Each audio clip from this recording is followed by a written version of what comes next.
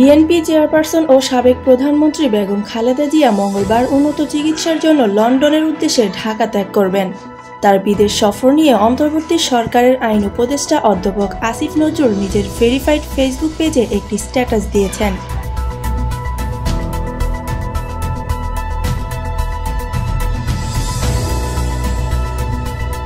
আসিফ নজরুল লিখেছেন, চিকিৎসার জন্য নভেম্বর বেগম খালেদা জিয়ার বিদেশে যাওয়ার সম্ভাবনা ছিল। সেরকম একটা সময়ে আমি ওনার সঙ্গে সৌজন্যমূলক সাক্ষাৎ করতে যাই। একান্তে কথা হয় কিছুক্ষণ ওনার বাসভবনে। তিনি লিখেছেন, বেগম জিয়া গণ অভ্যুত্থানের ছাত্র নেতৃত্বের প্রশংসা করেন এবং অন্তর্বর্তী সরকারের সাফল্য কামনা করেন। জানান সব সময় তিনি খবর রাখেন দেশের।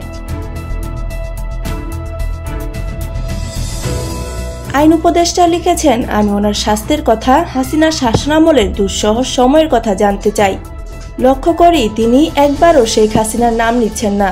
অবশেষে সরাসরি জানতে চাই, এত সাফার করলেন আপনি, শেখ হাসিনার উপর রাগ লাগে না আপনার? তিনি একটু নীরব থাকেন, তারপর ম্লান কণ্ঠে বলেন, রাগ করে কি করব বলেন, আল্লাহর কাছে বলি।